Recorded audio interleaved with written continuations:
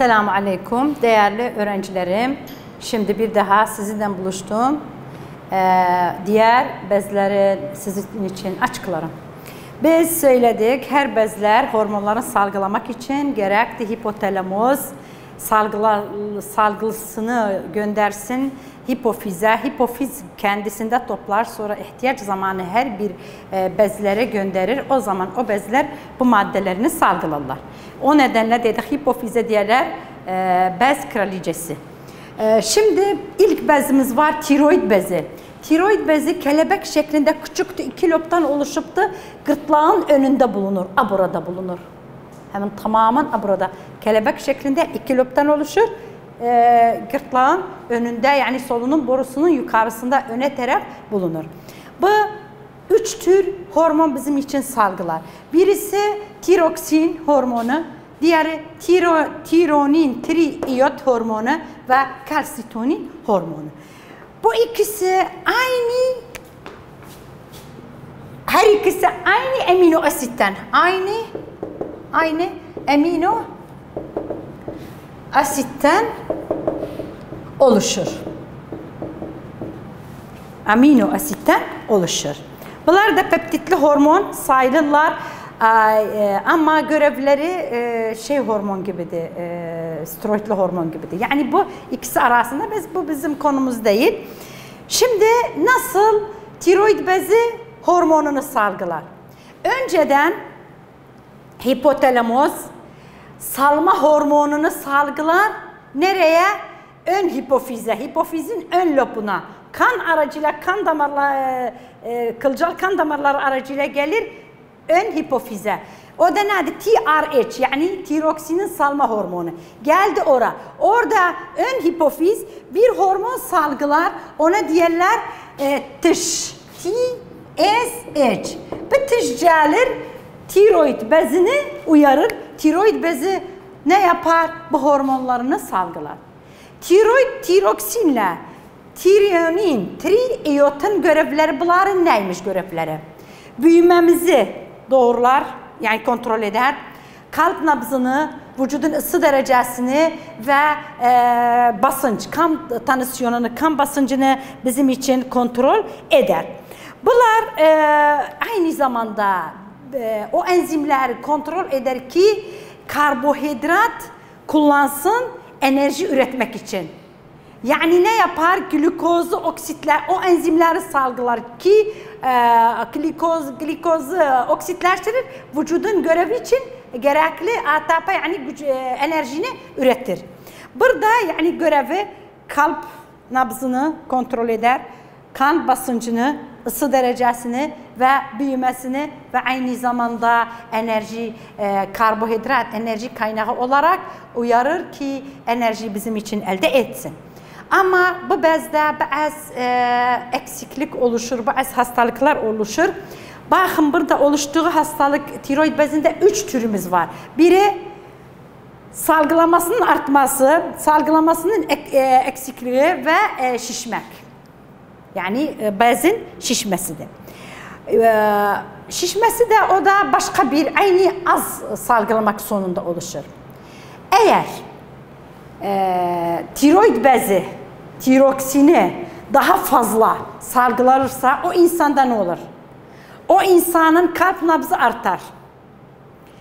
Kan tansiyonu yükselenir. Aynı zamanda hisseder, ısı derece, yani vücudunda sıcaklığı hisseder ve kilo kaybeder. Ne kadar bu besini alırsa ama kilo kaybeder.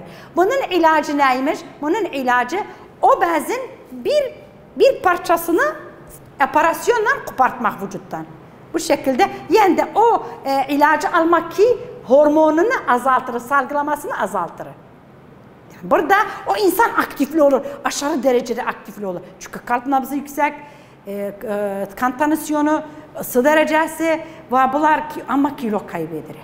Bunun ilacını bildik. Başka bir hastalık var, bunu tutar, o da az olmak, az salgılamak. Az salgılama zamanı o insanda ne olur? Büyümesi azalır, tabii o hızlı büyür, büyümesi azalır, kalp nabzı azalır, kan tansiyonu düşük olur ve kilo alır. Ne kadar besin de almışsa ama kilo alır. Bunun ilacı neymiş? Bunun ilacı da o ilacı alır ki, o həbləri alır ki, bu bezin salgılamalarını azaltır. İyidir. Burada az salgılamanın iki türü var. Yani bezin az hormonunun az salgılamasının iki türümüz var. Birisinde o büyük yaşında, yani doğumdan sonra oluşur, ergenlik çağından sonra çok insanlarda oluşur. Ve tiroid bezi diğer tembel olup hormonunu az salgıları, bu nedenle ne olur? Bu bez şişer. Yani bu kadar olur, bu kadar. Yani tüm bu bölgene hepsini şiştirir. O zaman buna diyorlar Guard hastalığı. Guard hastalığı. Bu bir. Başkası nedir? Embriyo aşamasında, doğumdan önce eğer çocukta, embriyoda bu salgılama az olursa, oluşma zamanı, o zaman bir hastalık onda olur. Biləsine deyirlər zihinsel geriliği veya biləsine deyirlər kritizma. Kritizma. Yani o çocuğun büyümesinde ve zekasında, zihinsel zekalarında bir eksiklik oluşur. Bu da yani tamamen biz öz dilimize deyək belli çıxar.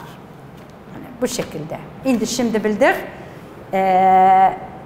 İki tür hastalık var. Bu tiroid bezini tutar. Biri salgılamasının artması, biri salgılamasının eksikliği. Artmasıyla kalp nabzı, kan tansiyonu, ısı derecesi yükselenir ama kilo kaybeder. Aktivi çok olur. İlacı nedir? Ama o həbi alarıq ki, salgılamasını azaltır veya bəzən bir tarafını onu keserler, operasyonla o salgılaması azalır. Ama eksik olmağı ne olur? Kalp nabzı, yani tembel olur. Kalp nabzı düşük ve kan tansiyonu düşük, kilo almak ve ısı derecesi de düşük olur. Ve insanlara da ilaç etmek nedir? O ilaçlar alır ki bunu aktifleştirir. Bunun da iki türümüz var. Bir doğumdan sonra, bir doğumdan önce. Doğumdan sonra oluştuğu eksiklik eğer salgılamada olursa o zaman Guard hastalığı oluşur. O da bezin şişmesidir. Bu da gerek operasyonla tüm bezeke koparsın. Yani necə deyərik, önemsiz olur vücut için. İkincisi nedir? Kritizma hastalığına neden olur. Yani zihinsel geriliği. O da eğer ana karnında hamilelik zamanı embriyonun bu bezinde salgılama az olursa o çocukta zakasında gerilik olur. Bu da kritizma hastalığı oluşur. Üçüncü hormonumuz var, kalsitonin. Kalsitonin adından al, yani kalsiyuma ilişki var. Kalsiyum tuzuyla ilişkisi var. Bu hormonun önemi nedir? Bu hormonun önemi kemiklerin büyümesiyledir ilişkisi öneminin. Ne yapar? Kanda bulunduğu kalsiyum iyonları, tuzları nereye yönlendirir? Nereye taşır? Kemik dokularına.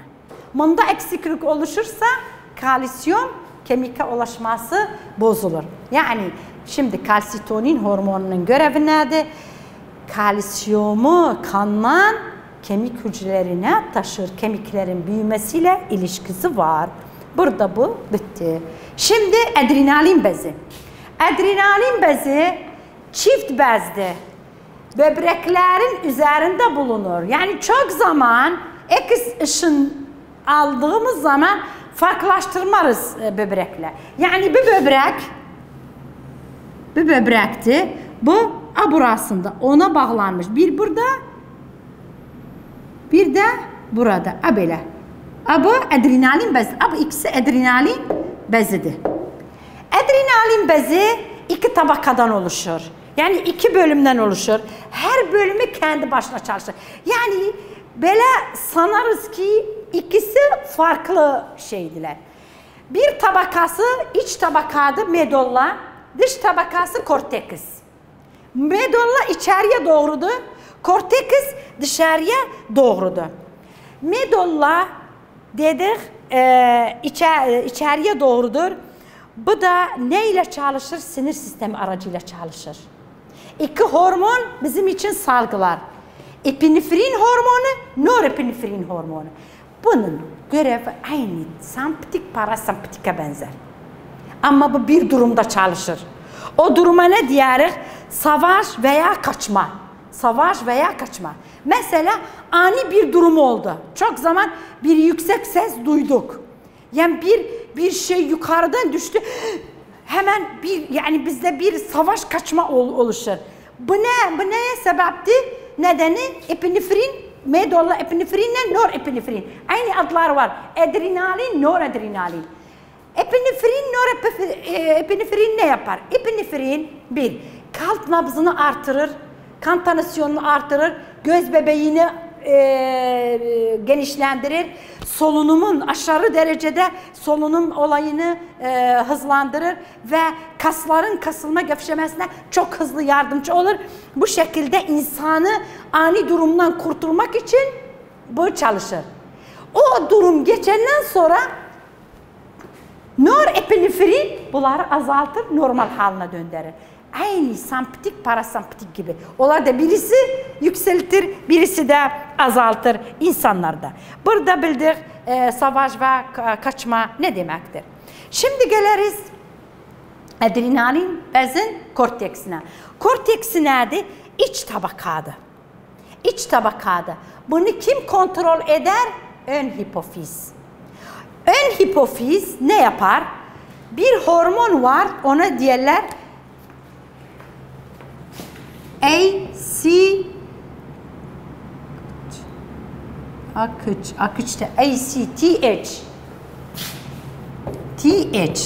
Buna ne diyorlar?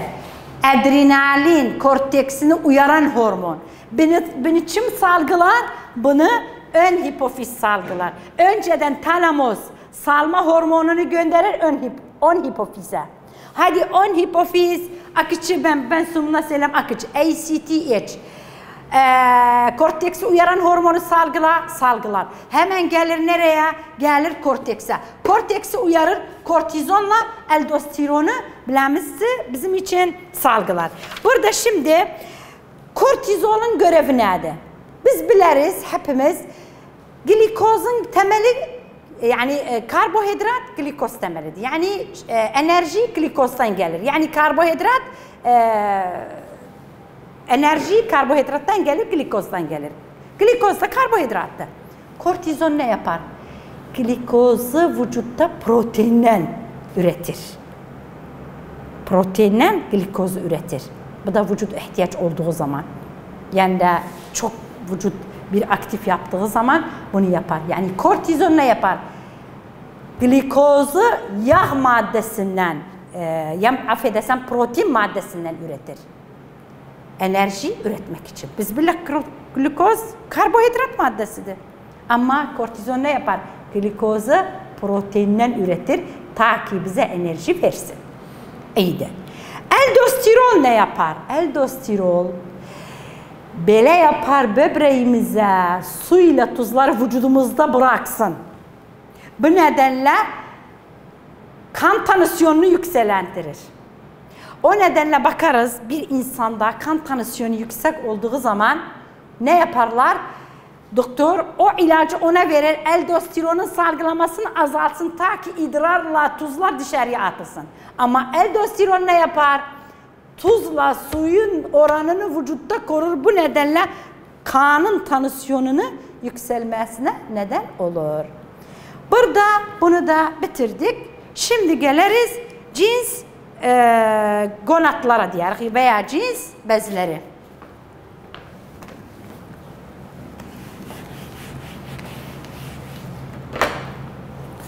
Cins yani üreme bezleri. Affedersiniz.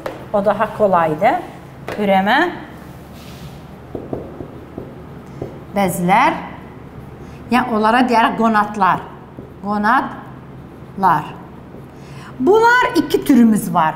Dişilerde yumurtalık. Erkeklerde testis. Testis. Yumurtalığı kim uyarır? İki hormon var. FSH ve LH. Buna diyorlar folikül uyaran hormon. Buna diyorlar sarı cisim luteinizm uyaran hormon. Bu ikisi birlikte gelir yumurtalığı uyarır. Ne salgılar? İki hormon salgılar. Birine diyorlar estrojen, o birine progesteron. Bunlar hamilelikle adet döngüsüne çok ilişkisi olar. Gelecek derslerde inşallah sizin için bunları açıklarım. Ama bu nerede? Yumurtalık. Ama bu ikisi testiste yani erkekte ne yapar? Onları uyarır. Bu ikisi ne şey etsin? Hangi hormonu? Androjenler. Androjenler. Bunları salgılar. Androjenlerin bir örnek içimdi testosteron. Testosteron FSH ile birleşir. Kimi geliştirir? Spermi. Spermi üretir. Yani burada baktık gonadlar yani eş şeyleri bezleri veya üreme bezleri iki türümüz var yumurtalıkla ve testisler. Bunları da kim kontrol eder? Ön hipofiz. Tabii ön hipofiz kendi başına bunlar kontrol edebilmez. Gerek de hipotalamustan salma hormonu gelir ön hipofize. O zaman ön hipofiz ne yapar? Bunu uyarır. Bunu uyarır, bunu uyarır. Bunları uyarır. Bunu nasıl uyarır? Mesela bunları ACTH hormonuyla. Tiroid bezini nasıl uyarır? TSH hormon aracıyla. Ama bunları nasıl uyarır? Bir iki hormon aracıyla gonadlardan yumurtalıkları uyarır. Bu şekilde bunlar çalışmaya başlarlar. Şimdi endokrin bezlerini bitirdik ama bir bezimiz var, bir organımız var. O da hem endokrin bezi sayılır hem eksokrin. Yani hem iç salgılayıcı bez hem de dış salgılayıcı bez sayılır. O da neymiş? Pankreas. Pankreas bir organdı. Edebillik ona diye karmaşık bir bezdi. Karmaşık bir bezdi. Neden? Çünkü bir taraftan kanalı var, bir taraftan kanalı var. Enzimlerini ince bağırsağa salgılar ta ki besinleri sindirsin. Aynı zamanda içinde bir grup hücre var. Onlara diyorlar Langerhans adacıkları. O da endokrin bez sayılır çünkü kanalı yoktur. Maddesini, hormonunu ki o insülinde kana salgılar ta ki kanda şeker oranını düzeltsin. Pankreas. Pankreas. Nesi var dedik? Langerhans adacıklar. O da ne salgılar? İki tane salgılar. Insülinde ama başkası da glukagon o pankreas aynı salgılar. Yani pankreas iki farklı hormon salgılar. İnsülin şekeri oranını kanda düzeltir. Glukagon da insülinin tam tersidir. Yani burada hediye insülin bu salgılar. Bu da ne yapar dedik? Kanda şekerin oranını bizim için düzeltir. Aynı zamanda pankreas başka bir hormon salgılar glukagon. Bakarız bunların görevleri nedir? İnsüline nispet. İnsülin ne yapar? Hücreleri uyarır. Glikozu kandan hücrelere taşımak için. Hücreleri uyarır. Yani ne yapar? Ne zaman bizim kanımızda glikoz oranı yükseldi, hemen insülin gelir. Hadi hücreler glikozu emin. O zaman emdiler. Normal oldu. Glukagon bunun tam tersi. Her bir zaman bizim vücudumuzda Glikoz kanda azaldı. Glukagon şimdi hücreler uyarır. Hayır, hadi hücreler glukozu kana atın. Glukoz hücrelerden kana salgılanır. İyidir. Bazen pankreasta bozukluk oluşur. Bozukluk oluştuğu zaman o zaman diyabet hastalığı insanda oluşur. Yani şeker hastalığı. Bizde şeker hastalığı nedir? Eğer hücreler glikozu edebilmediler, kanla emsinler. O zaman glikozun oranı kanda çok olur. O zaman diyabet hastalığı oluşur. Bizim var şeker hastalığı.